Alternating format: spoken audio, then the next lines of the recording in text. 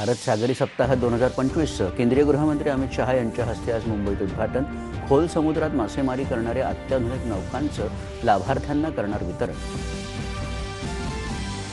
पंतप्रधान नरेंद्र मोदी येत्या 29 तारखेला मुंबईत आयोजित जागतिक सागरी धुरीणांच्या परिषदेला संबोधित करणार। मुख्य कार्यकारी अधिकारी मंचाचं अध्यक्षस्थानही भूषवणार।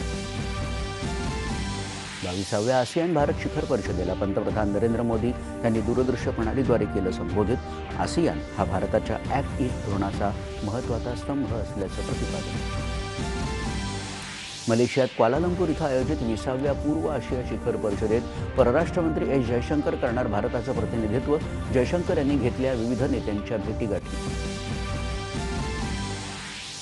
केंद्रीय निवडणूक आयोगाची आज नवी दिल्लीत महत्त्वाची पत्रकार परिषद। SIR म्हणजेच मतदार यादी विशेष सखोल फेरतपासणी मोहिमेबाबत महत्त्वाची घोषणा होण्याची शक्यता।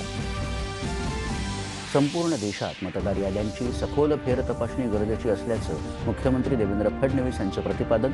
मतदार याद्या ब्लॉकचेन पद्धतीनं करण्याची मुख्यमंत्र्यांची मागणी।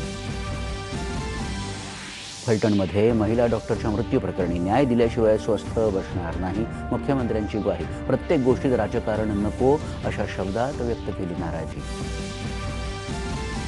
पाकिस्तान आणि अफगाणिस्तानच्या सीमेवर पुन्हा एकदा तीव्र संघर्ष। पाकिस्तानच्या तालिबानच्या गोळीबारात 5 पाकिस्तानी सैनिक ठार।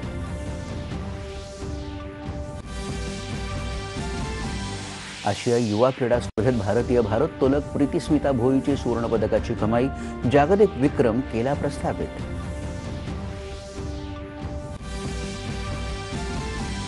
महिला क्रिकेट विश्वचषकात काल नवी मुंबईत झालेला भारत बांगलादेश सामना पावसामुळे रद्द।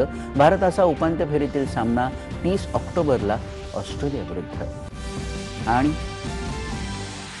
आग्नेय बंगालच्या उपसागरात निर्माण झालेल्या कमी दाबाच्या पट्ट्याचं मोन्था या तीव्र चक्रीवादळात रूपांतर। उद्या आंध्र प्रदेशातील काकीनाडा किनाऱ्यावर धडकण्याची शक्यता। नमस्कार।